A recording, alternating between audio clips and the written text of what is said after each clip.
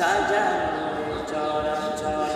আর কেন পৃথিবীটা লাগে এত সুন্দর, সে কোন উপকার সাজানো চরাচর, সে কোন উপকার সাজানো চরাচর।